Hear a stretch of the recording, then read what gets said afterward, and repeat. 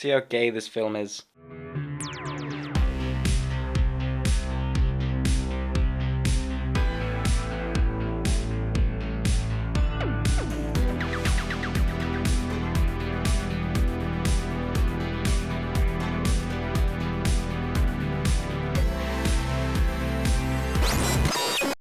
Hello, you fucking nerds. Look at me actually posting on time. That's not true at all in the script. Don't be proud. Anyway, a couple of things before we get started. I realised that Ryan Hollinger has almost the exact same profile picture as me. This is not intentional in any way, but I thought that it's funny that we both talk about horror films and have the same style of profile picture.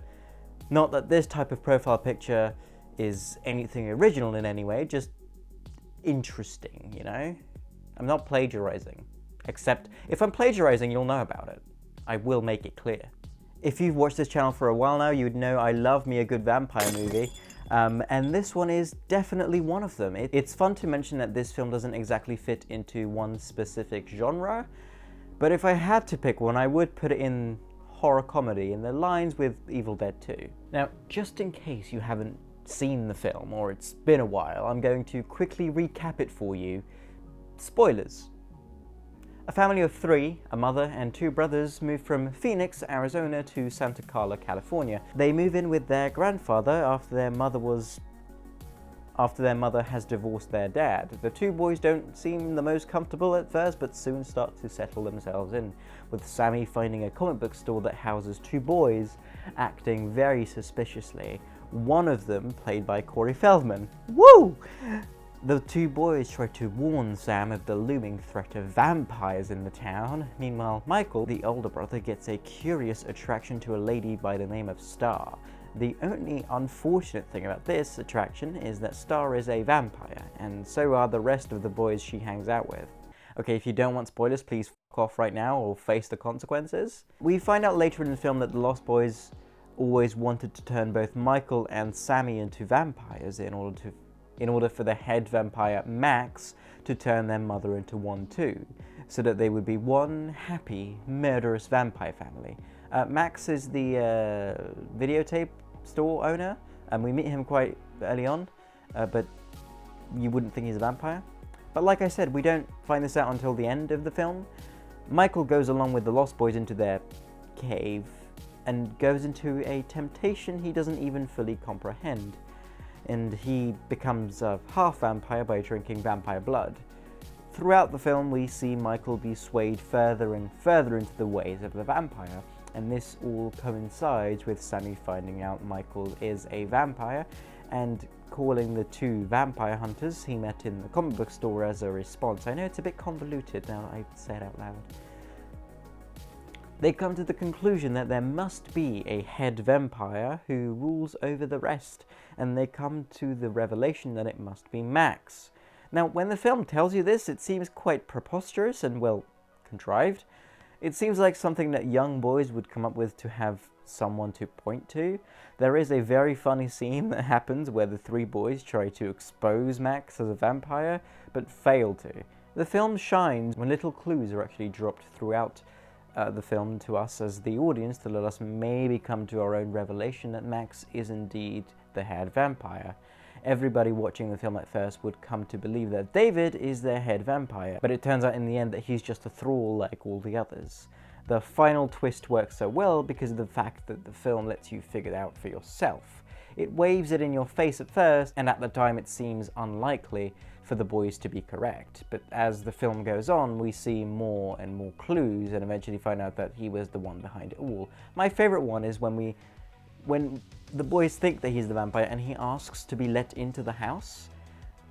It's done really well. Well, you're the man of the house, and I'm not coming in until you invite me. You're invited. The film's ending works all too well, with Grandpa just revealing that he's known all about the damn vampires this entire time, which explains why he's been all too chill when the boys were acting suspiciously. Now, with the recap done, let's talk about all the subtext, which is more interpretable than usual. The Lost Boys is not nearly as gay as I thought it would be. Many people have told me how gay it is, and I mean, it is. But I think that comes down to the fact that I'm specifically looking for the gay subtext. Although the first time I watched Nightmare 2, I didn't think it was gay. Granted, I was 15. First of all, the film was directed by Joel Schumacher. If that doesn't tell you enough, let me remind you he also directed Batman Forever and Batman and Robin. What killed the dinosaurs? The Ice Age! Mr. Schumacher is also a gay man who loves campiness. See Batman and Robin. I hate when people talk during the movie. Now, despite this, the movie doesn't feel nearly as campy as his Batman films do. However, there is subtext that can be explored throughout the film. Here is an extract from an article that explores the film being a homosexual film. When Michael first meets Star, he is contemplating getting his ear pierced. He also dons a leather jacket. These changes indicate a lack of identity and a desperation to find one. When he meets David and his boys, the two of them share a look, and Michael becomes more infatuated with David than with Star. We learn later that Michael was selected to be Star's first victim, but once he and David share their moment, it is clear that David has a new agenda. David and Michael clearly share a certain chemistry on screen.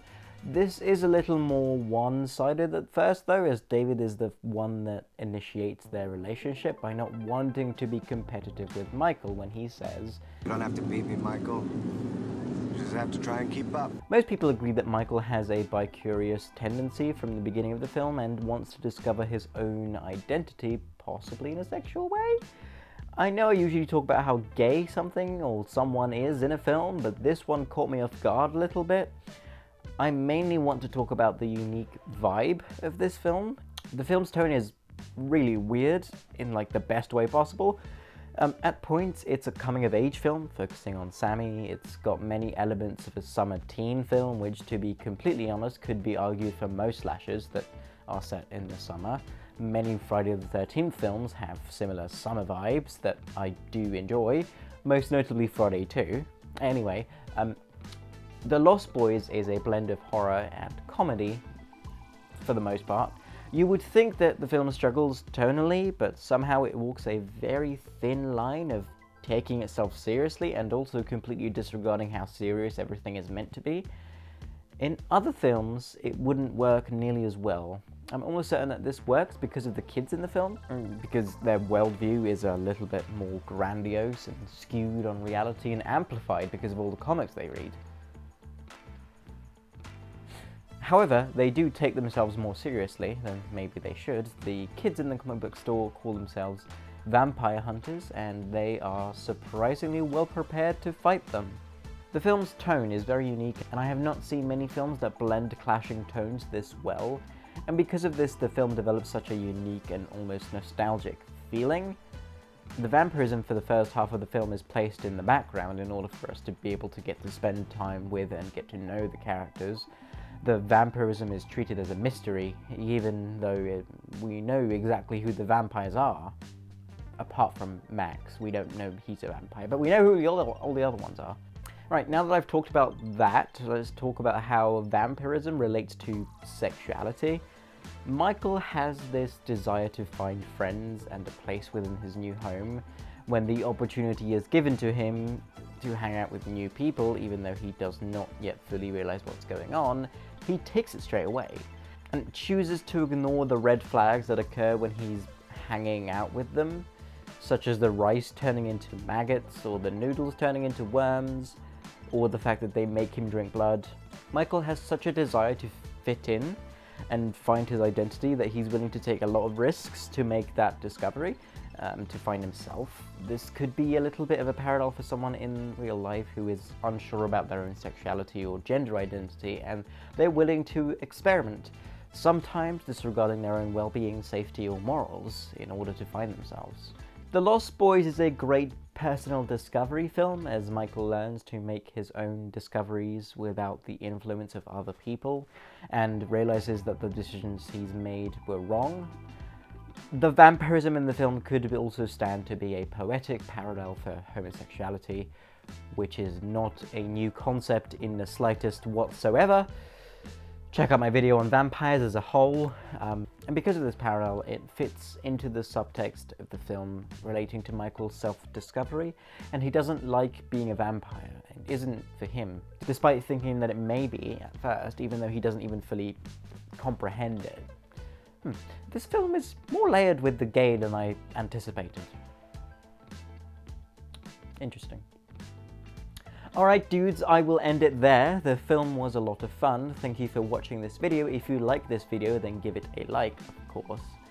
Subscribe if you're not already, and put this video in your favorite video playlist of all time. Okay, bye!